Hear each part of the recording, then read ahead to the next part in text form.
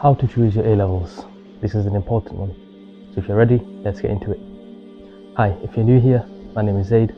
I give tips, tricks, advice on how to get apprenticeships, how to get good jobs, how to get into the courses you want at university, and even start some side hustles and make some money on the side.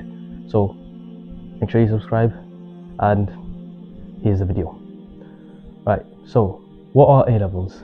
Now, I'm sure most of you know A-levels are qualifications that you do in college in the UK, where students choose 3, maybe 4 or 5 subjects as well, and this will help them choose a career path, help them get into a university, and hopefully get a good job. Now, with A-levels, you can either take the university route, or you can use that to get into an apprenticeship, which is what I did. So I did my A-levels, and using that, I applied for a lot of apprenticeships, and then I got a few offers as well, and I chose that path rather than going directly into uni with student finance or debt. And that's topics for a different video. But in this video, we're going to talk about how to choose the right A-levels for you. A lot of people aren't really sure about what subjects they should choose and how they should choose according to the career path that they want. And it's an important decision, one that can change the entire course of your future if you don't choose correctly. So I will give 4 tips or advice that you can hopefully follow and benefit from, and you can take this forward, you can share with others, and you can determine the way you want your future to look like and be confident about it as well. You don't want to be unsure of your future and make the wrong decision. Okay, so the first tip that I'll give you is choose subjects that you're interested in. A lot of students, they choose subjects which maybe their friends are doing. They've got 4 or 5 friends that are doing the same subject, and they'll feel like they'll miss out if they don't choose the same one and sit in the class with them. And this is a big mistake. You don't want to choose a subject based on what other people are doing, because it will not benefit you.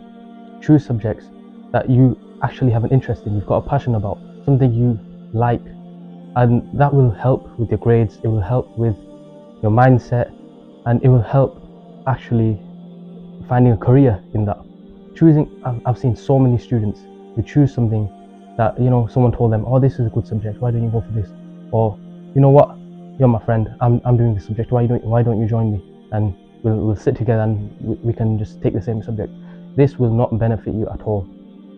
You won't like what you're doing, and if you get a job in that area, you won't even like the job. Don't do this. Don't choose a subject that you have no interest in or very little interest in, because it will not benefit you. Now, the second advice that I will give you is choose subjects that you're good at. What do I mean by this? Well, you're doing your GCSEs. If you're watching this, you could be in year 10 or year 11. You might have done some A-levels before. You might be repeating it again, choosing different ones. Do something that you're already good at. Now, with your predicted GCSE results, or maybe you've actually got your GCSEs, you would have seen that maybe I'm good at maths. I got a 7 or 8 or 9 in maths. Choose that as an A-level because you know you're good at it. If you did good in sciences, physics, biology, chemistry, maybe choose that because those are good career paths. Those will get you good jobs and your future will look promising.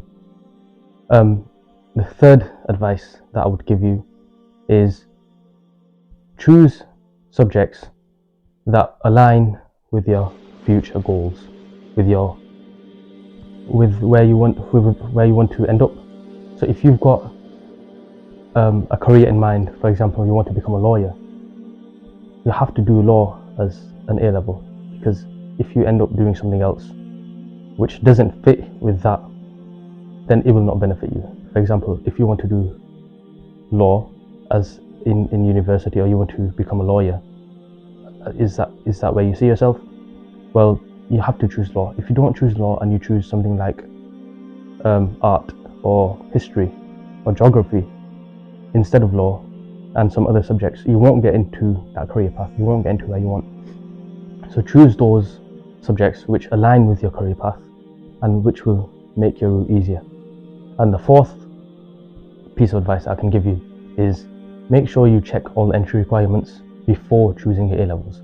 So if you want to get into Cambridge, for example, and you want to do aerospace engineering, well, you'll have to see what do they require for you to get into there. they will require maths, because most engineerings will require maths. So you have to check, are you doing your maths A level, and what grade do they require for you to actually be part of that course. They might require an A or an A star. So you have to make sure that you know that from before, and you can work hard enough so that you can get that grade. They might require you to do physics, which if it's aerospace engineering, then they most likely will.